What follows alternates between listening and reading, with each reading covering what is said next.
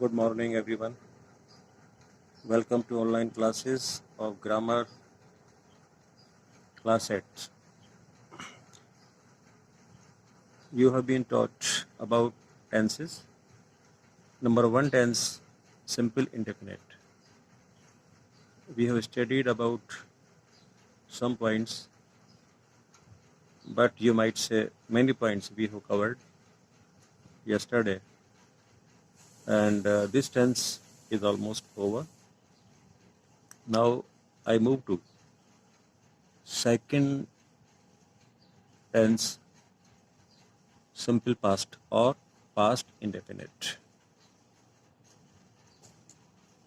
Yeah, simple past or past indefinite. This one is past indefinite. Past indefinite, we use only second form of the verb. Only second form of the verb we use. As we have used first form of the verb in simple present tense, in the same way, we use only second form of the verb in the past indefinite. Now, what is the function of past indefinite tense? इसका काम क्या है, इसका function क्या है, इसको हम अभी देखते हैं. अभी इसको हम देखेंगे, लेकिन इससे पहले हम इसका जो फॉर्मेशन है, जो second form of the verb है, उसको हम देखते हैं और उसके साथ साथ कुछ और चीज़ें हम डिस्कस करते हैं. जैसे कि आपको बताया कि second form of the verb इसमें अप्लाई की जाती है. जैसे मैं एग्जाम्पल बोलता हूँ, एफर्मेटिव सेंटेंस, आई एट फूड, ATE, ईट एट ईटन. आई एट फूड. सेकंड सेंटेंस है, शी कुक्ड फूड, ये कुक्ड आ गया, कुक्ड, तो शी कुक्ड फूड, उसने खाना बनाया. तो हम देखें ना, ये दोनों सेंटेंस में एट और कुक्ड, ये दोनों केवल वर्ब की सेकंड फॉर्म्स. और देखें आप, ही डिड, जैसे ही went to school yesterday, I played football yesterday with my friends, etc. तो हमने क्या देखा है इसमें, ओनली वर्ब की सेकंड फॉर्म यूज करेंगे सिंपल पास्ट में. अब इसको जब हम, तो ये जो मैंने सेंटेंस बोले थे, ये एफर्मेटिव सेंटेंस थे. अब इनको जब हम नेगेटिव बनाएंगे तो हम इसमें डिड यूज करेंगे, ओनली डिड. सिंपल प्रेजेंट को जब हमने नेगेटिव बनाया था तो उसमें हमने डू और डज, इन दो का इस्तेमाल किया था. डज सिंगुलर था और डज सिंगुलर था और डू प्लूरल था.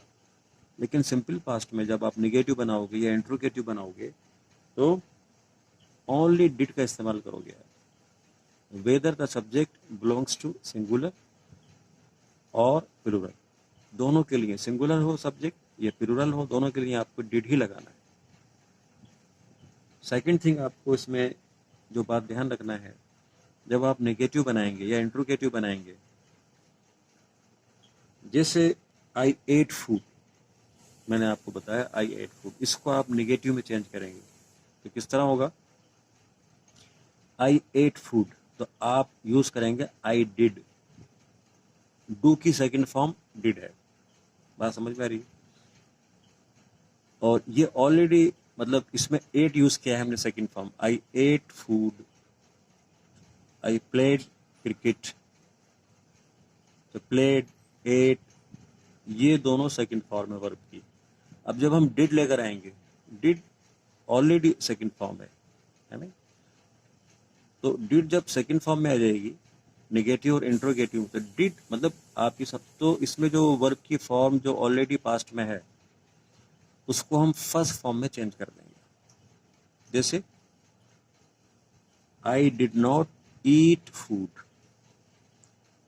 ही डिड नॉट प्ले, पहले था played, he did not play cricket, he did not play chess और सम अदर गेम। तो हमने ये बात आप ध्यान रखना कि डिड जब आएगा नेगेटिव इंट्रोगेटिव में हम डिड का यूज करेंगे, तो वो जो वर्ब की फॉर्म थी सेकंड, जो वर्ब की सेकंड फॉर्म थी, उसको हम फर्स्ट फॉर्म में चेंज कर देंगे। इस चीज को आप ध्यान रखिए, ये एक इम्पोर्टेंट पॉइंट है। इंट्रोगेटिव आप बनाएंगे तो इंट्रोगेटिव कैसे बनेगा?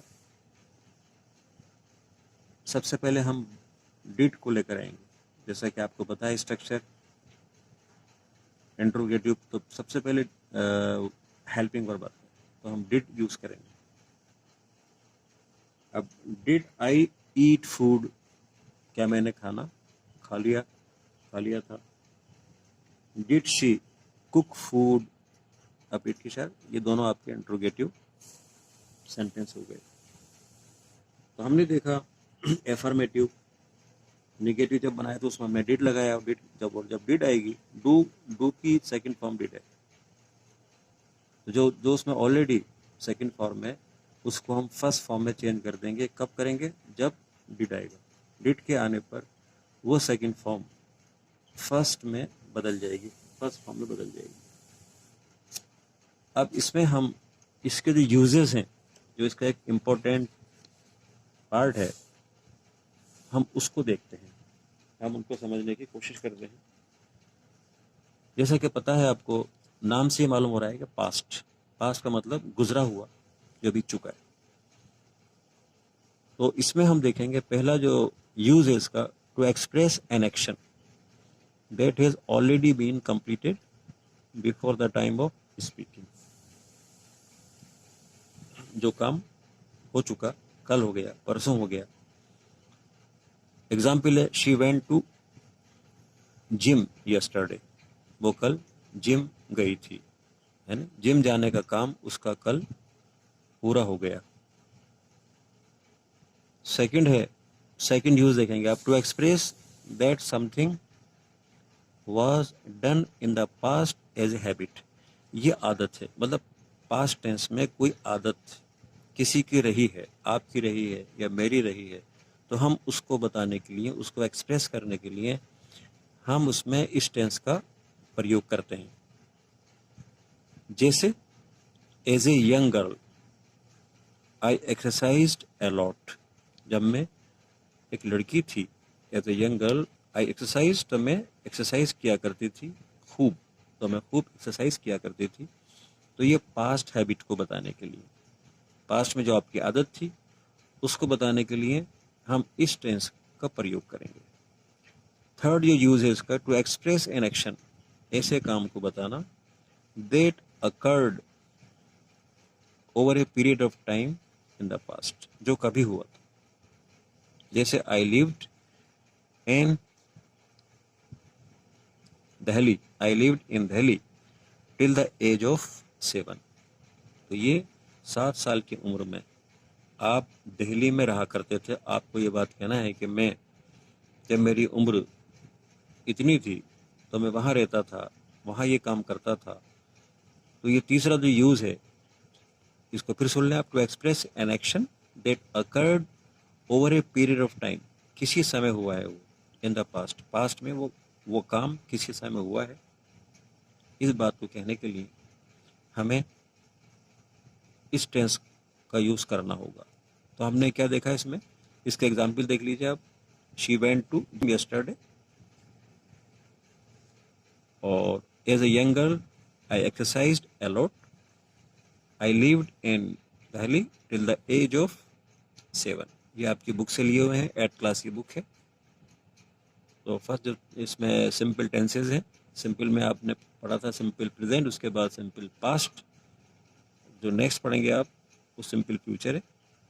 तो पहले जो सिंपल टेंस है, जो इंडेफिनिट टेंसेज हैं, उनको आपको पढ़ाया जा रहा है आपकी बुक के according. Okay, that's all, thank you so much.